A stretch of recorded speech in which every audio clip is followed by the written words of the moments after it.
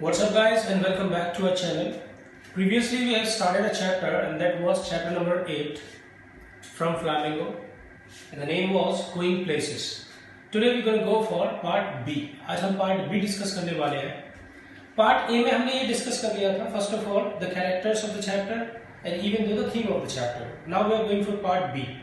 तो part B को discuss करने से पहले first of all let's go for a bit of recap of it. Recap in the sense कि हम इसकी छोटी मोटी थीम डिस्कस कर लेते हैं. थीम हमने हालांकि ए में भी डिस्कस की थी but then to on and then we'll go for part B. तो सबसे पहले हम बात करें कि इसकी थीम क्या है. The theme exactly depends on 1, 2 and 3. तीन चीजों पर डिपेंड करती है. फर्स्ट चीज है अडोलसेंस, दूसरी है फैंटेसाइजिंग और तीसरी है इसकी हीरो वर्शिप. ये तीन चीजों पर इसकी थीम जो है वो डिपेंड करती है.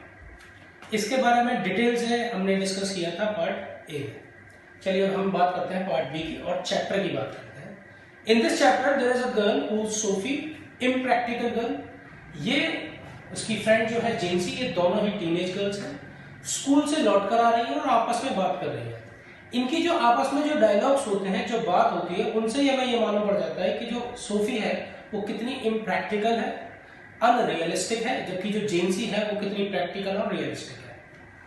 सोफी उसको कहती है that I would start a boutique, जबकि जेंसी उसको मना करती है that it's not gonna possible because we don't have that much of money. कहते हैं ठीक है बुटीक नहीं तो फिर मैं एक कंपनी में मैनेजर बन जाऊंगी या मैं एक एक्ट्रेस बन जाऊंगी. सिंपली उसको सोफी को पता ही नहीं है कि these particular things are very easy to say. कहने में बहुत आसान है लेकिन करने में बहुत मुश्किल है, इम्प्रैक्टिकल है. जबकि जेंसी ये जानती है कि after the school it was exactly there approx last day of the school. इनको पता है जेंसी को कि हम मिडिल क्लास से बिलोंग करते हैं, मैं ये कहूंगा कि लोअर मिडिल क्लास से, और एजुकेशन के बाद हम लोगों को पहले से ही ईयर मार्क किया जा चुका है. किसके लिए? बिस्किट फैक्ट्री के लिए.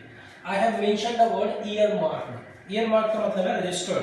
तो इन दोनों को पहले से रजिस्टर किया जा चुका है बिस्किट फैक्ट्री के लिए because they both belong to mediocre class. लेकिन बावजूद इसके जो सोफी है उसको ये बातें एकदम से समझ में नहीं आती है.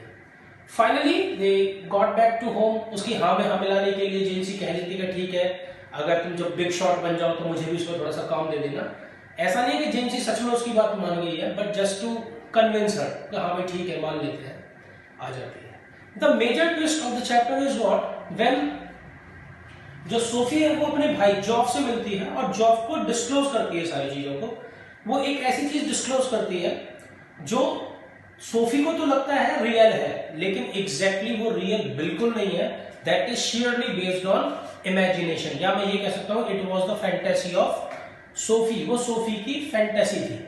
सोफी की फैंटेसी क्या थी कि in the arcade once he was going through the arcade, arcade से होकर जा रही थी वो. आर्केड मतलब एक ऐसा रास्ता, मैंने लिखा हुआ है यहाँ पर आर्केड, एक ऐसा रास्ता जिसके दोनों तरफ क्या है, पेड़ वगैरह हो, छाया हो, पूरा रास्ता ढका हुआ हो, तो ऐसे रास्ते को आर्केड कहते हैं. आर्केड से जब गुजर कर जाती है तो एक कॉम्प्लेक्स, एक हम में कहें मॉल या कॉम्प्लेक्स, शॉपिंग कॉम्प्लेक्स, जिसका नाम यहाँ पर लिखा हुआ है हमारा रॉयसेस विंडो. रॉयसेस विंडो में ये कपड़े के जो एक विंडो है वहां पर जाकर खड़ी होती है और पीछे देखती है कि इसके पीछे जस्ट डैनी केसी आके खड़ा हुआ है. अब डैनी केसी एग्जैक्टली जैसा कि हम डिस्कस कर चुके हैं स्टार फुटबॉलर है जो कि यूनाइटेड की टीम से खेलता है. पीछे खड़ा हुआ है, वो उससे बातचीत करना शुरू करती है और उनके पास ना तो कोई पेन होता है ना पेपर होता है, इसलिए सोफी उससे ऑटोग्राफ नहीं ले पाती है. Exactly Sophie wanted his autograph just for direct के हर यंगर ब्रदर, उसके लिए वो ऑटोग्राफ चाहती है. लेकिन ना तो उसके पास पेन कॉपी होता है ना ही तुम्हारे डैनी केसी के पास, तो इस वजह से वो नहीं ले पाते. हालांकि डैनी केसी उससे कहता है कि पर्टिकुलर डे, वो एक डेट डिसाइड करते हैं कि उस डे को I will be meeting you in the evening, और उस इवनिंग में we will be talking in a stretch, हम लंबी बातचीत करेंगे and I will be giving you the autograph also, मैं ऑटोग्राफ भी दूंगा. और इसके बाद डैनी केसी वहां से चला जाता है. The most notable thing in this meeting is this complete meeting is based on fantasy, based on imagination. ये रियल मीटिंग नहीं है, ये केवल सोफी की क्या है, फैंटेसी है, इमेजिनेशन है. जैसा कि हमने पहले बताया था Sophie was a day dreamer. वो डे ड्रीम करती रहती थी, फैंटेसाइज करती है चीजों को. तो उसने ये फैंटेसाइज कर लिया बिकॉज डैनी केसी उसके दिमाग में इस कदर हावी हो गया है कि चीजें उसको रियल नजर आती है। अपनी मुलाकात के बारे में जॉफ ने को अपने भाई को उसने ये तक बताया that he was just like this, उसकी हाइट इतनी थी, कलर ऐसा था, आंखों का कलर ऐसा था, दांतों का सेट ऐसा था, बिल्कुल माइनस्कल डिटेल्स। अब ये माइनस्कल डिटेल्स उसे कहां से मिली? जाहिर सी बात है, आर्टिकल्स उसने बहुत पढ़े होंगे, उसको टीवी पे देखा होगा, उसके इंटरव्यूज को देखा होगा, प्लस कि जो वो लाइव मैच उसने देखे होंगे, तो जाहिर सी बात है सब कुछ उसे पता है, तो सब कुछ उसके दिमाग में सेट है। जॉब जानता है कि whatever Sophie is saying it's all about rubbish, it's all about imagination, और वो उससे कहता भी है it's not gonna be real, कि ये रियल बिल्कुल नहीं है, जरूरी नहीं है वो तुमसे ही बात करेगा, तुम्हारी जैसी न जाने कितनी लड़कियां उसके सामने लाइन से खड़ी होंगी, लेकिन सोफी उसकी बात पर नकार देती है और अपनी बात पर स्टिक रहती है। सोफी चाहती है कि जॉब उससे और बात करे, अपनी लाइफ के बारे में भी शेयर करे, लेकिन वो ऐसा नहीं करता क्योंकि उसका नेचर ही ऐसा है। He is very much soft spoken plus aloof personality, अलग थलग रहना पसंद करता है, बहुत लिमिटेड बोलता है, ही इज अ टैसिटर्न। ठीक है, उसके बाद जॉफ के थ्रू ये बात सीधे जाती है उसकी फ्रेंड जेम्सी को। जॉफ को सोफी बार बार कहती है कि please don't disclose this particular matter to my father, हम मेरे पिता को ये बिल्कुल नहीं बताना। जॉफ उसको प्रॉमिस करता है okay I will not explain this thing to your father, means जॉफ्स फादर, पर फिर भी उसको डर है कि कहीं बताना दे, क्योंकि अगर फादर को पता चल गया तो वो उसको एकदम से मार ही देंगे, ऐसा उसको लगता है। उसके फादर को, सोफी के फादर को भी पता है that my daughter is type of a silly girl, वो इमेजिनेशन में रहती है, फैंटेसी करती है, वाइल्ड स्टोरीज बताती है। लिटिल डायरेक्ट, छोटा डायरेक्ट, उसको भी मालूम है कि my sister is, Elder sister is like this, तो कोई उसकी बात को सीरियसली नहीं लेता। जेन्सी उससे मिलती है, जेन्सी उसको डिस्कस करती है, उसको कहती है कि please don't think about this and that, पर वो नहीं मानती, और फाइनली जेन्सी उससे कहती है कि वो ऐसा हुआ ही नहीं होगा, और अगर हुआ भी है तो वो कभी नहीं आएगा। सब लोग उसको मना करते हैं, लेकिन सोफी नहीं मानती, एंड फाइनली द डे केम, वो दिन उसकी इमेजिनेशन में, जिस दिन डेट फिक्स हुई थी, जिस दिन डैनी केसी ने कहा था I will be coming over there to meet you, वो दिन भी आ जाता है और सोफी इवनिंग में उससे मिलने उस स्पॉट पे पहुंच जाती है। First question is which spot? तो ये वही स्पॉट है जिसकी कल्पना, जिसकी इमेजिनेशन सोफी ने बहुत पहले की हुई थी। वो इस चैप्टर में एक लवर्स पॉइंट दिखाया गया है जहां पे नॉर्मली लवर्स कपल मिलते हैं। तो उसको भी फैंटेसी थी कि अगर कभी कोई मुझसे मिलेगा तो इस प्लेस पे मिलेगा, तो इसीलिए उसकी इमेजिनेशन में डैनी केसी ने जो उसको स्पॉट दिया था वो कौन सा दिया था? वही लवर पॉइंट्स का।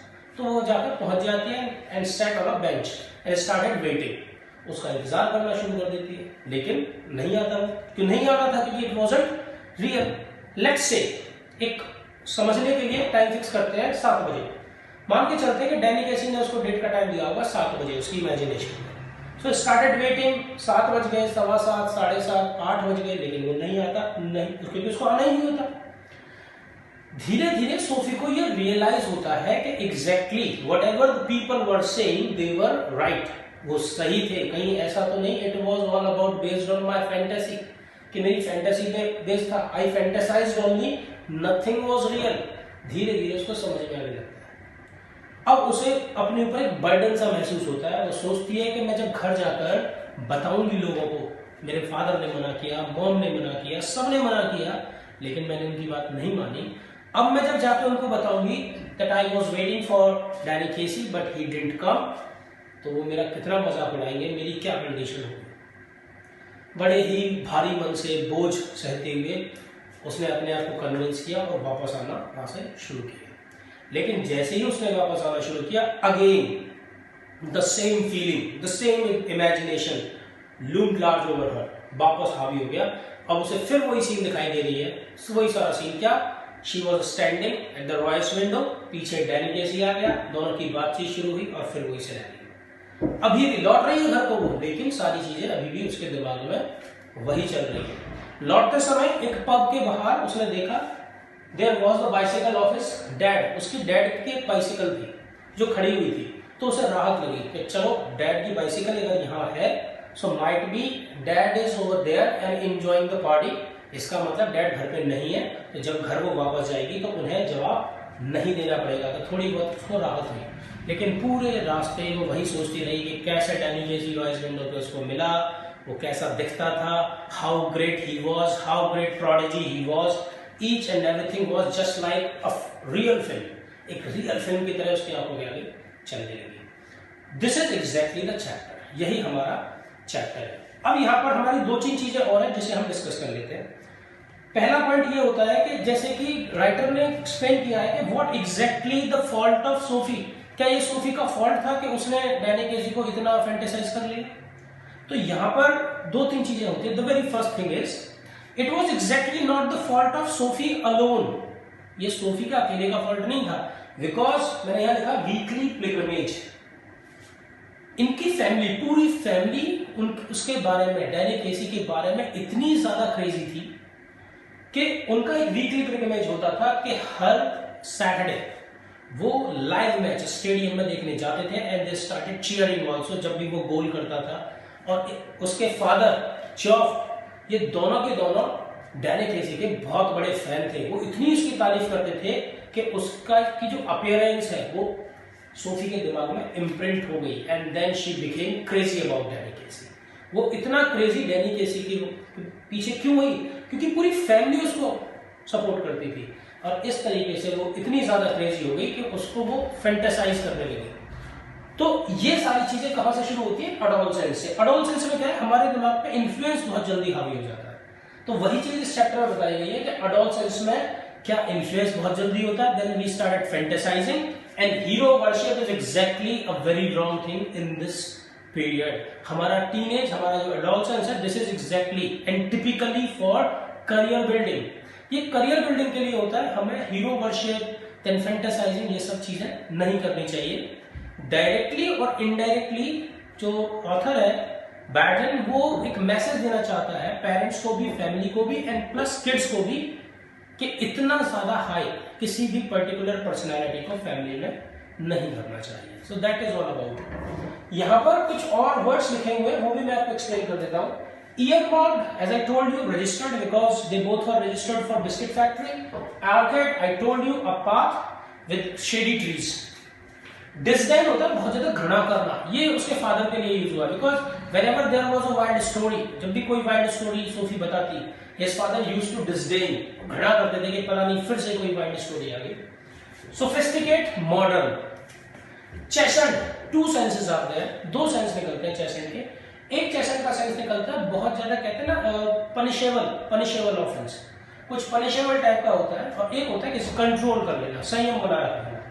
Inaudible, when the things are not audible, जिस चीज को सुना ना जा सके, इनऑडिबल। इंस्टिंक्टिवली, सहज, अपने आप से, ऑटो प्रोसेस से, अपने कॉन्शियसली कोई काम करते हैं, that is instinctively.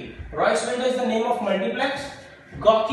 गॉकी adjective is used for Sophie. Gawky का मतलब होता है क्लमसी, सिली, तो उसको सिली मानते थे उसके फादर। फ्रॉनिंग, गुस्से से देखना।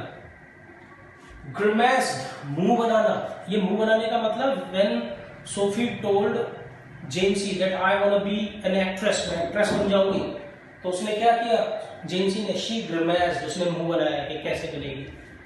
एक्साइटेड मतलब होता है फुल ऑफ एनर्जी, इंथुजियाज्म, पूरी तरह से जोश में होना। जैसे कि जब डैनी केसी गोल करता था या गोल पोस्ट की तरफ जाता था फुटबॉल को लेकर, तो पूरा stadium they were in excited. Cradled, to stop, किसी चीज को पटक देना। And weekly pilgrimage, you better know, जब कहते हैं ना एक साप्ताहिक उनका तीर्थ स्थल होता था, क्या कि डैनी केसी का मैच देखना है स्टेडियम में। So this is all about it, that's all about the chapter. I hope you enjoyed the video. Stay tuned for the next videos for the chapters. Thanks and take care.